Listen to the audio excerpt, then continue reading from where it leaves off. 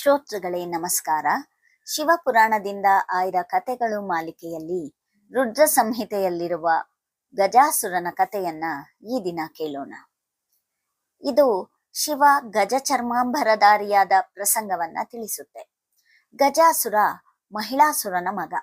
ಸಾಮಾನ್ಯವಾಗಿ ಪರಾಕ್ರಮಿ ರಾಕ್ಷಸರು ಮಾಡುವಂತೆ ಗಜಾಸುರನು ಸೃಷ್ಟಿಕರ್ತ ಬ್ರಹ್ಮನನ್ನ ಕುರಿತು ತಪಸ್ಸು ಮಾಡಿ ಅವನನ್ನ ಮೆಚ್ಚಿಸಿದ. ಬ್ರಹ್ಮ ಪ್ರತ್ಯಕ್ಷನಾಗಿ, ಗಜಾಸುರ, ನಿನಗೇನು ವರ ಬೇಕೋ ಕೇಳಿಕೋ ಅಂತ ಹೇಳ್ದ. ಗಜಾಸುರ, ಬ್ರಹ್ಮದೇವ, ಕಾಮವಶರಾದ ಸ್ತ್ರೀ ಪುರುಷರಿಂದಾಗಲಿ ಇತರ ದೇವತೆಗಳಿಂದಾಗಲಿ ಮರಣವಿಲ್ಲದಂತೆ ಹಾಗೂ ದೇವತೆಗಳಿಗಿರೋ ಎಲ್ಲ ವೈಭವಗಳನ್ನ ನಾನೇ ಅನುಭವಿಸುವಂತೆ ವರವನ್ನ ನೀಡು ಅಂತ ಪ್ರಾರ್ಥನೆ ಮಾಡ್ದ. ತಥಾಸ್ತು ಎಂದ ಬ್ರಹ್ಮ. ಆಗ ಗಜಾಸುರ ದೇವತೆಗಳ ಮೇಲೆ ದಂಡೆತ್ತಿ ಹೋಗಿ ಅವರನ್ನ ಗೆದ್ದು 3 ಲೋಕಗಳನ್ನ ತನ್ನ ಅಧೀನಕ್ಕೆ ತೆಗೆದುಕೊಂಡ. ಭೂಲೋಕದಲ್ಲಿ ಸನ್ಮಾರ್ಗಿಗಳು ದೈವಭಕ್ತರು ಗಜಾಸುರನ ಹಿಂಸೆಯನ್ನ ತಾಳದಾದರು. ಶಿವಭಕ್ತರನ್ನೂ ಹಿಂಸಿಸಿದ. ಇದರಿಂದ ಕ್ರುದ್ಧನಾದ ಶಿವ ತ್ರಿಶೂಲಪಾಣಿಯಾಗಿ ಗಜಾಸುರನ ಮೇಲೆ ಯುದ್ಧಕ್ಕೆ ಹೊರಟ. ಶಿವನಿಗೂ ಗಜಾಸುರನಿಗೂ ಘನಘೋರ ಯುದ್ಧವಾಗಿ ಶಿವ ಒಂದು ಹಂತದಲ್ಲಿ ತ್ರಿಶೂಲದಿಂದ ಗಜಾಸುರನ ಎದೆಯನ್ನ ತಿವಿದ.